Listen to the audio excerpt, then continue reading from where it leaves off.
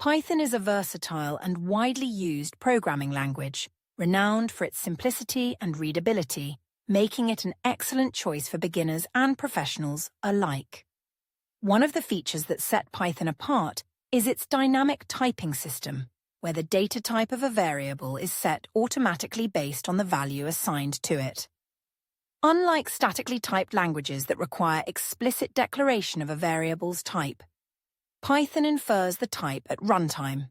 For instance, if you assign a value of 10 to a variable, Python recognizes it as an integer, whereas assigning hello makes it a string. This flexibility allows for rapid development, but requires the programmer to be cautious, as changing the type of a variable inadvertently can lead to errors. Python offers robust functions for handling inputs, outputs, and typecasting. Input is managed using the input function, which allows the program to accept user input as a string by default. Output is handled through the print function, enabling the display of data to the user.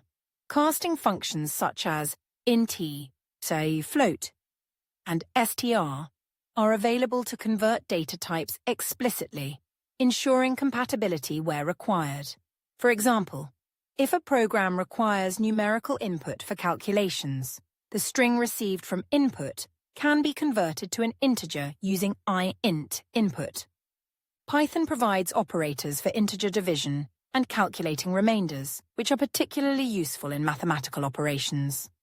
Integer division is performed using the ∑ operator, which returns the quotient without the remainder, while the %% operator returns the remainder of a division. For instance, 10 to 3 yields 3 and 10% 3 yields 1. Understanding these operators is essential for tasks such as distributing items evenly or checking divisibility. Boolean operators in Python, such as and, or, and not, are case-sensitive and must always be written in lowercase. Using uppercase forms like and or will result in errors. These operators are crucial for evaluating logical conditions and controlling the flow of a program. For example, if x5 and y for 10 combines two conditions and executes the subsequent block only if both are true. Python boasts a comprehensive set of string functions and methods for manipulation and analysis. Common methods include lower, to convert a string to lowercase, upper, to convert to uppercase, strip, to remove leading and trailing whitespace, and find a, to locate substrings within a string. String slicing allows for extracting specific portions of a string using indices, such as my string, to retrieve characters from the second to the fourth position.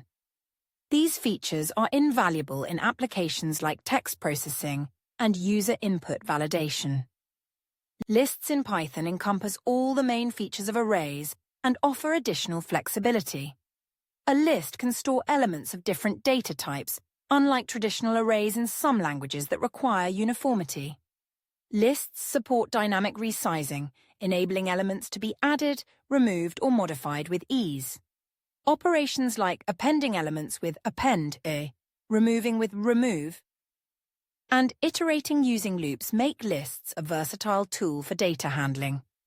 Creating records in Python involves defining a class, which serves as a blueprint for the record.